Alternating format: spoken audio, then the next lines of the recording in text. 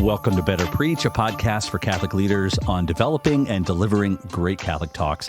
I'm your host, Ryan O'Hara, a speaker, consultant, and podcaster, and I'm so excited to join you on your journey of communicating the true, the good, and the beautiful. Today is episode 67, A Leap of Faith, with me and my trusty occasional co-host, Connor Flanagan. Today is a special episode because in the last year, about 12 months, to be exact, I took the biggest leap of faith in my life. It all came to pass at a 4-day silent retreat last summer where Jesus invited me to feed his sheep, to leave SPO and the comfort of a steady paycheck and go full-time preaching and teaching. Here were the words that I believe Jesus spoke to me that put the final nail in the coffin, so to speak, of my discernment. If you love me, and for only as long as you love me, and only because you love me, feed my sheep and tend my lambs. Of course, this was an invitation to two things. First, primarily, as you could tell, was to be in close, intimate relationship with Jesus. And then, and only then, would I be able to feed and tend, to speak, teach, and preach. But it wasn't just a call to preach and teach from a microphone. In fact, it was a call to care more deeply for people in poverty, to literally feed the hungry and tend to their very practical needs. So today, I talk again with my good friend Connor all about it. Please note, we recorded this episode last December, so if any of the time references seem off, that's why. All right, so before we start, please be sure to stop by and say hi on Instagram at Better Preach. I'd love to connect there. Let's get into it. Better Preach, we're back. Yeah, dude. In the stew, on the pod, with 2 hot cups of coffee. I almost said cough, but I can't insult coffee like that. Well, that's true. Right? You can't abbreviate coffee, even though I have done it in the past. True confessions. Hot cup of cough. Hot cup of coffee. Sometimes that works. It could work. It could work. I think it right? works. All right. Yeah. Ryan, you are in a new season of life. Yes. Which is very much the continuation of, in some ways, a long season. You're just more fully in it now. Yeah, that's right. That's a good way to put it. Yeah, like you've been living fully for a long time, doing all of what God has placed in front of you. You've been stewarding it so well. I could go on and on and on, but like we are here for you to share a little bit about what God's up to, new season of life you're in, kind of time of transition. Yeah, I just wanted to sit down with you to kind of process a little bit of what this transition has looked like, and I wanted to share kind of an update on the podcast because it's kind of relevant to the kinds of things we talk about on the podcast. I say on every intro, a 25-year veteran of college and young adult ministry. Yeah, and that's true. That's been since 1997.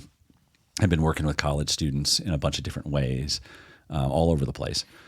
And for the first time since then, I don't have a W-2. Let's go. Here we are, kind of tail end of 2023. And as of September, I stepped back in my role with SPO and decided to kind of go full-time speaking, teaching, preaching, consulting, podcasting. Love and it. That's kind of the main way that income is happening for me. But it's also a part of a bigger picture of Jesus inviting my family closer to the heart of the poor, and to love and serve those in need, in crisis, in distress, and in many ways to befriend and to care for people who are experiencing poverty. That's kind of the dual call and what has been unfolding. You know this, we've talked about it. It's been your friendship has been a freaking amazing gift over the last handful of years, but just to watch the unintentional aspects of your friendship, to which I've witnessed, which is, or I should say like the byproduct of being close friends with Ryan O'Hara, is you just see it. It emanates from just the way you live your life. We would have our Monday morning creative meetings and you'd be coming in and, 3 minutes late. Classic all the Classic. time. 4 minutes. Which is great. It bought us more time to get some more coffee and get ready. But it's because you were coming from serving someone else. Yeah. Always. Whether it was someone in your family or their friend or their friend's friend or their somebody, like you were always coming into this profession of speaking, preaching, ministry, creative work, consulting from a place of serving someone else just to come in and serve us, and serve the team. And I think it could be easy for people to hear on this podcast, like, oh, dude, awesome. Like, you're finally doing the thing. And it's like, you're actually really creating more space to serve the poor. Let's be really honest. Yeah. Like, you're creating more space in your life right now to really serve. Honestly, let's just put it this way, not just the poor. You are creating space in your life to fully serve whoever God puts in front of you. Yeah, I think that's true. And I think I'd say this, like, there's been this desire in my heart to kind of go full time. Yeah. And you get it as an artist, Yeah. as a creator. You made your own leap of leaving kind of the W-2 life. And it is a scary place. Yeah, it's a super scary place. How do you do insurance? How do you, just all the stuff. So making that leap is huge. And I've had this desire to leap into kind of full-time speaking and preaching. But actually what I didn't see coming was like you said, like it was actually the fact that there were 3 things that I think I only had time for 2. Yeah. And that was what finally came to a head this summer. There was SPO, which is a big major weekly commitment. Then there was some of the speaking, teaching, preaching, podcasting that has just been this long-term desire of my heart that brings life, joy.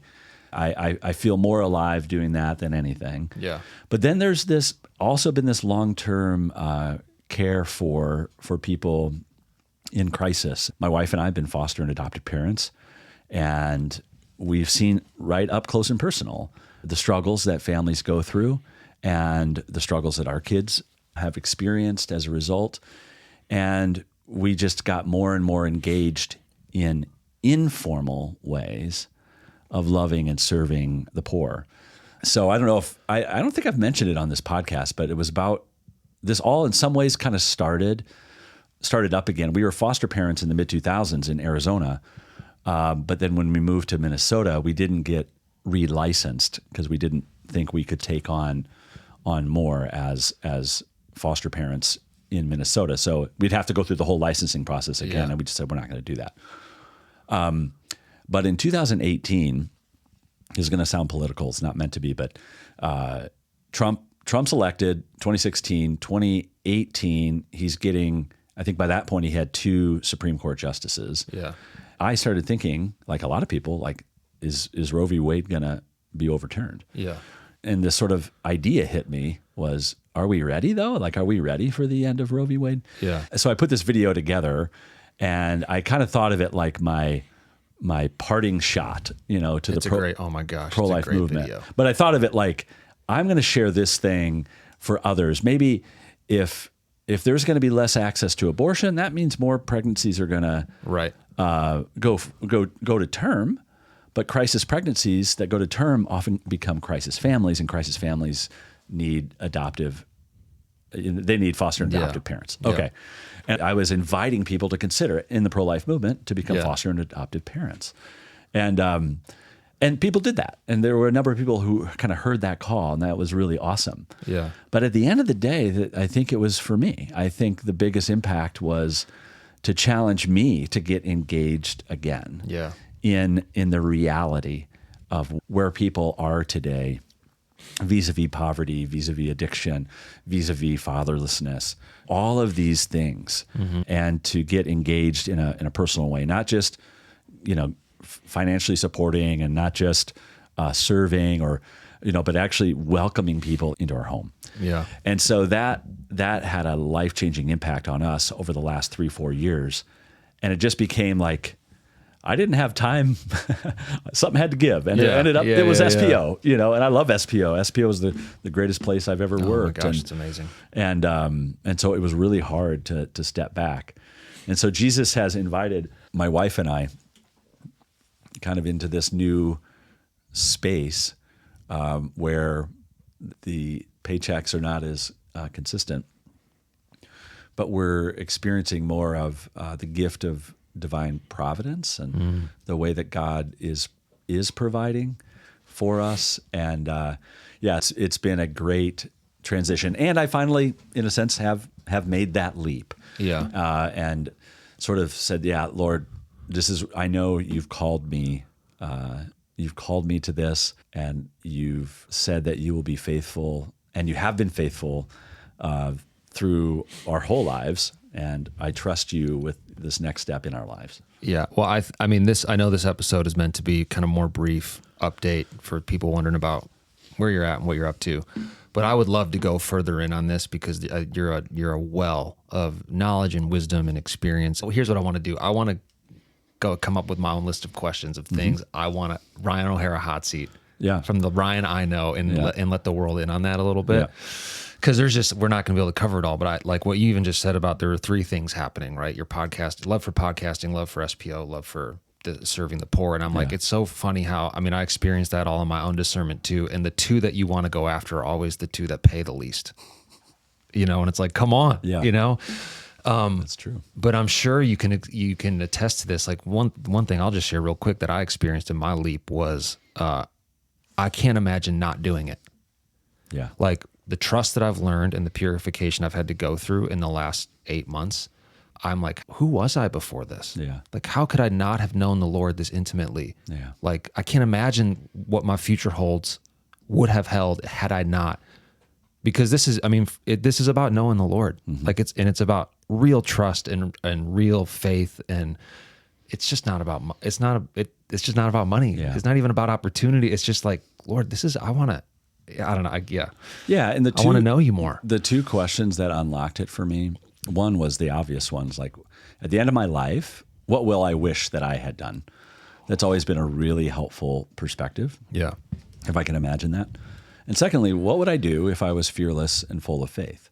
What would I do if I was fearless and full of faith? Well, that often, those two questions often steer me in a direction. Well, and another way to ask that question is like, if money wasn't an issue, right? If I was like a trust fund kid, like if I just had couple million sitting in the bank, like what would I just do because I love it?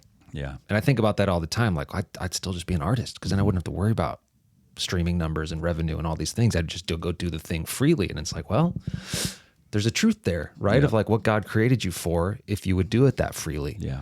I've been reading Searching for and Maintaining Peace. Ooh. Dude. Ooh, the best. Rocking my world. And I think I can even say saving my life right now.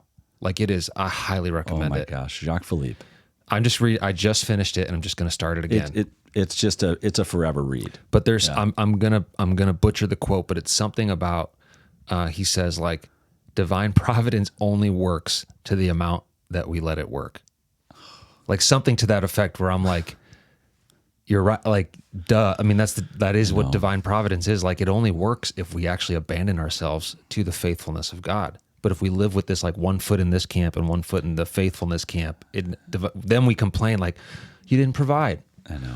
We never gave him a chance to provide. And I've just seen that in your life right now. And I think it's a huge testament, and your story is such a witness. I mean, there's so many aspects of it, but because you are one of the sharpest people I know in the creative space. Thank you. In the ministry space, in the giving talks, and all of that. Like you're one of the sharpest people, but I think where that comes from is your heart for others. Yeah. Like you can walk into a strategic session and be so clear and precise because you just know people well. You know people's hearts well. You know how they tick, and it's because of the endless hours and years you've spent just serving without any expected return. Yeah. Yeah. And I'm excited to see where this goes. I don't know exactly. Yeah. The Lord's given us kind of a runway of like some speaking and other opportunities that is kind of out into the future where we can kind of see it all. I don't know, I think like 2025, no idea. Who knows? Dude, 2024 is still a little coming, shaky. a little shaky. But 2025, haven't heard of it yet. Yeah.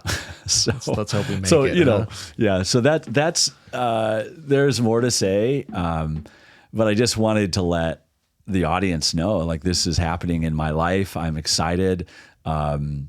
I know one of the things I love to explore more is like the business side of speaking and podcasting or podcasting too. Yeah. Right. Yeah. Like there's a lot of interesting things that we could jump more into, even as I learn more myself, you know, and trying to grow this. The one thing I haven't done, and this is kind of part of why I wanted to do this, is like a coming out party. Like I've never been proactive about my speaking.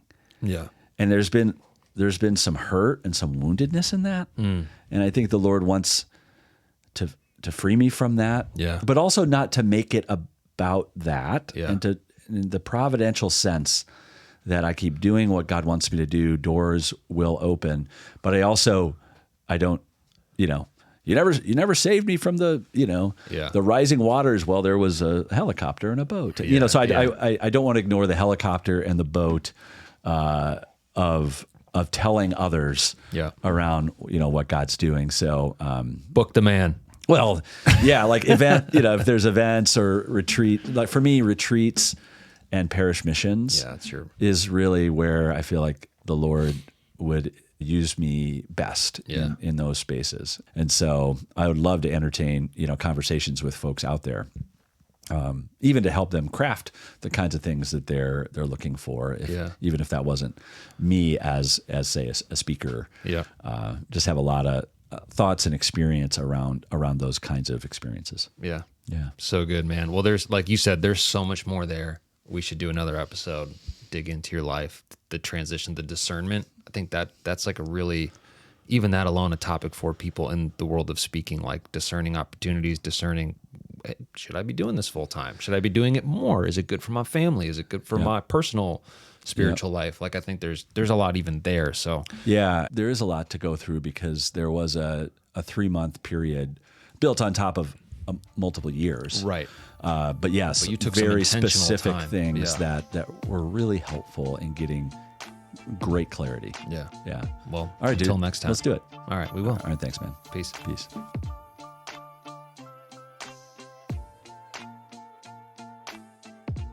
If this podcast has been helpful to you, I would love to hear about it. Please leave a rating and written review on Apple Podcasts or on Spotify Podcast. I know some of you listen there. I would love to hear the feedback.